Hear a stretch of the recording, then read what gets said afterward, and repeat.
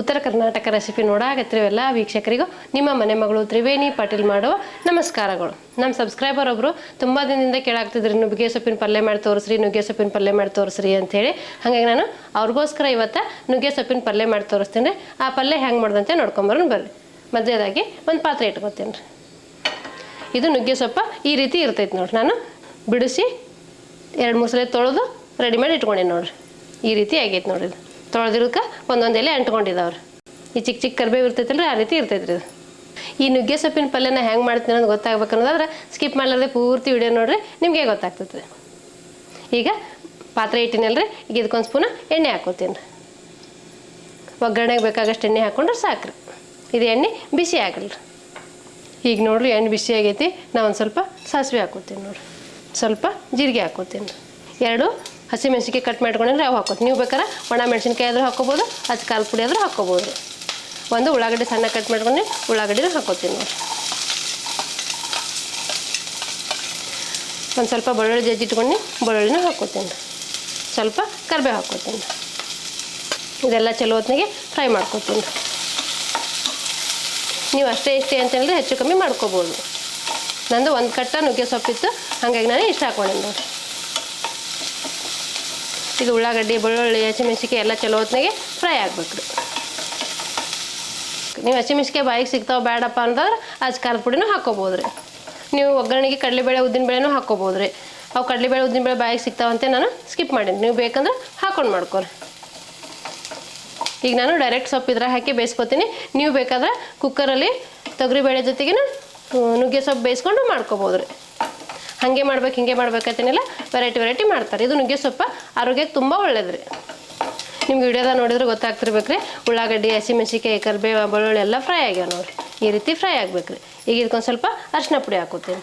ಇದಕ್ಕೆ ರುಚಿಗೆ ತಕ್ಕಷ್ಟು ಉಪ್ಪು ಹಾಕೋತೀನಿ ರೀ. ನೀವು ನೋಡ್ಕೊಂಡು ಹಾಕೋರಿ, ಸೊಪ್ಪಿಗೆ ಭಾಳ ಉಪ್ಪು ಬೇಕಾಗಲ್ಲ, ನೋಡ್ಕೊಂಡು ಹಾಕೋಬೇಕಾಗ್ತದೆ ರೀ. ಯಾವುದೇ ಸೊಪ್ಪಿನ ಪಲ್ಯ ಮಾಡುವಾಗ ಉಪ್ಪು ಸ್ವಲ್ಪ ಕಡಿಮೆನೇ ಹಾಕ್ಕೊಳ್ರಿ. ಇದೆಲ್ಲ ಚಲೋ ಹೊತ್ತಿಗೆ ಮಿಕ್ಸ್ ಮಾಡ್ಕೊತೀನಿ ರೀ. ಈಗ ನೋಡಿರಿ, ನಿಮ್ಮ ವಿಡಿಯೋದ ನೋಡಿದ್ರೆ ಗೊತ್ತಾಗ್ತಿರ್ಬೇಕು. ಉಳ್ಳಾಗಡ್ಡಿ ಬೆಳ್ಳುಳ್ಳಿ ಕರಿಬೇವು ಹಸಿಮೆಣ್ಸಿನ್ಕಾಯಿ ಎಲ್ಲ ಚಲೋ ಹೊತ್ತಿಗೆ ಫ್ರೈ ಆಗೈತಿ.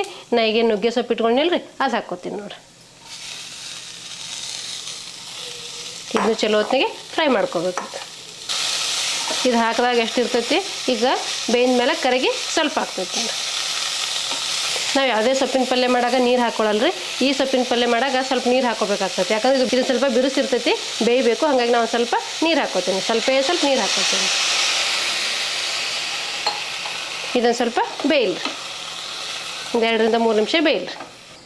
ಈ ನುಗ್ಗೆ ಸೊಪ್ಪಿನ ಪಲ್ಯ ನೀವು ಚಪಾತಿಗೆ, ರೊಟ್ಟಿಗೆ, ಅನ್ನಕ್ಕೆ ಎಲ್ಲದಕ್ಕೂ ಉಪಯೋಗಿಸ್ಬೋದು ರೀ. ಇದು ಆರೋಗ್ಯಕ್ಕೆ ತುಂಬ ಒಳ್ಳೇದು ರೀ.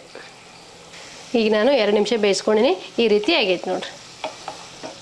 ನಿಮ್ಗೆ ಎಷ್ಟು ಸಾಫ್ಟ್ ಬೇಕು, ಎಷ್ಟು ಬಿರಿಸ್ಬೇಕು ನೋಡಿಕೊಂಡು ನೀವು ಬೇಯಿಸ್ಕೋಬೇಕಾಗ್ತೈತೆ ರೀ. ಈಗ ನಾನು 2 ನಿಮಿಷ ಬೇಯಿಸ್ಕೊಂಡಿನಿ ನೋಡಿರಿ. ಈಗ ಇದಕ್ಕೆ ಒಂದು ಅರ್ಧ ಕಪ್ನಷ್ಟು ಶೇಂಗಾದ ಕಾಳು ಹುರಿದು ಪುಡಿ ಮಾಡಿ ಇಟ್ಕೊಂಡಿನಿ, ಅದು ಹಾಕ್ಕೋತೀನಿ. ನಾವೆಲ್ಲ ಪಲ್ಯಗಳಿಗೆ ಹಾಕೋತೀವಲ್ಲ ರೀ, ಅದೇ ಪೌಡ್ರ್ ಹಾಕ್ಕೊಂಡ್ರೆ ಸಾಕು ರೀ. ಇದೆಲ್ಲ ಚಲೋ ಹೊತ್ತಿಗೆ ಮಿಕ್ಸ್ ಮಾಡ್ಕೊತೀನಿ ರೀ. ಉತ್ತರ ಕರ್ನಾಟಕ ಸೈಡ್ ಎಲ್ಲ ಪಲ್ಯಗಳಿಗೆ ಶೇಂಗಾದ ಪೌಡ್ರ ಗುರೆಳ್ ಪೌಡ್ರ್ ಹಾಕೋತಾರಲ್ಲ, ಹಿಂಗೆ ಹಾಕ್ಕೊಂಡ್ರೆ ಟೇಸ್ಟ್ ಬರ್ತೈತೆ ರೀ. ಹಾಗಾಗಿ ನಾನು ಇವತ್ತು ಗುರೆಳ್ ಪುಡಿಯನ್ನು ಹಾಕಿಲ್ಲ, ಬರೀ ಶೇಂಗಾ ಪುಡಿ ಮಾತ್ರ ಹಾಕ್ಕೊಂಡೆ ನೋಡಿರಿ. ನೀವು ಬೇಕಾದ್ರೆ ಗುರೆಳ್ ಪುಡಿನೂ ಹಾಕೋಬೋದು, ಹಸಿ ಕೊಬ್ಬರಿನೂ ಹಾಕೋಬೋದು ರೀ. ಈ ರೀತಿ ಮಿಕ್ಸ್ ಮಾಡಿದ್ರೆ ಇದು ನುಗ್ಗೆ ಸೊಪ್ಪಿನ ಪಲ್ಯ ರೆಡಿ ಆಯ್ತು ನೋಡಿರಿ. ಮೇಲೆ ಸ್ವಲ್ಪ ಕೊತ್ತಂಬರಿ ಹಾಕೋತೀನಿ ನೋಡಿರಿ. ನುಗ್ಗೆ ಸೊಪ್ಪು ಇತ್ತಂದ್ರೆ ಬೇಗನೆ ಮಾಡ್ಕೊಂಬಿಡ್ಬೋದು ಪಲ್ಯ. ನೀವು ಯಾವುದೇ ಸೊಪ್ಪಿನ ಪಲ್ಯ ಮಾಡಿದ್ರು ಆರೋಗ್ಯಕ್ಕೆ ಒಳ್ಳೇದು ರೀ. ಅದ್ರಾಗ ನುಗ್ಗೆ ಸೊಪ್ಪಿನ ಪಲ್ಯ ಮಾಡಿದ್ರೆ ಇನ್ನೂ ಒಳ್ಳೇದು ರೀ.